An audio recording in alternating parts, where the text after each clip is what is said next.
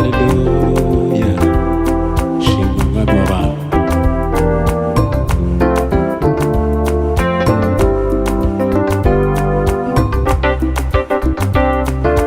Kuki wiheba wifitiye Yesu, kuki wiheba wifitiye Yesu, kuki wiheba wifitiye Imana yawe, kuki wiheba wifitiye Yesu, kuki wiheba wifitiye Yesu, kuki wiheba wifitiye Yesu, kuki wiheba wifitiye Imana yawe, kuki wiheba wifitiye Yesu.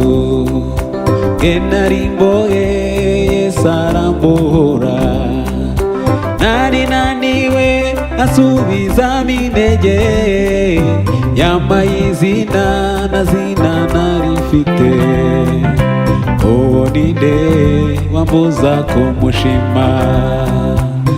Narimboye Yesu arambohora, nari naniwe asubizamo intege, yampaye izina na zina narifite, uwo ni nde wambuza kumushima? Kuki wiheba wifitiye Yesu, kuki wiheba wifitiye Yesu, kuki wiheba wifitiye Imana yawe, kuki wiheba wifitiye Yesu. Shimwa mwami.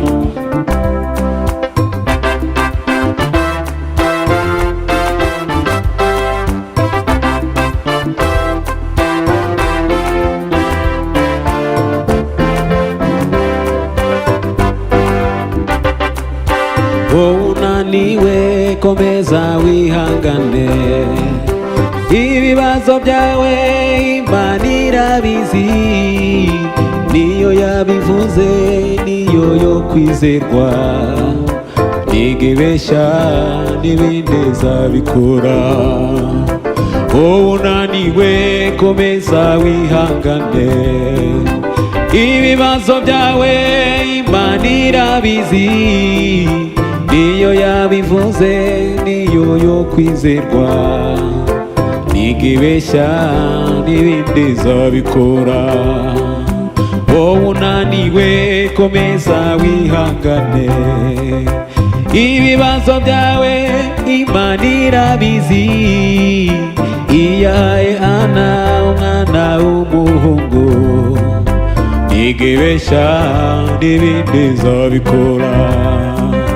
Unaniwe komeza wihangane, ibibazo byawe Imana irabizi, iyahaye Ana umwana w'umuhungu, ntigibeshya n'ibindi zabikora.